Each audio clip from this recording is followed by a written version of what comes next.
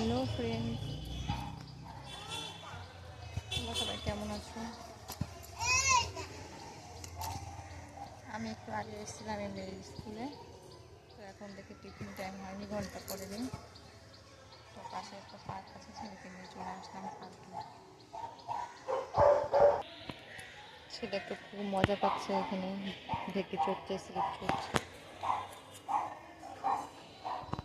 বা বসো বসো বসো।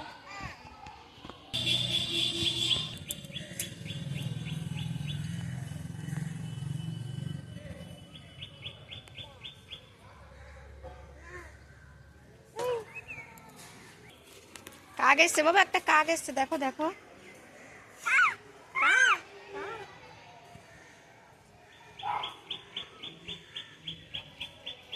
ফাঁকা, হালকা হালকা রোদ আছে না, একদম পার্কটা ফাঁকা আছে।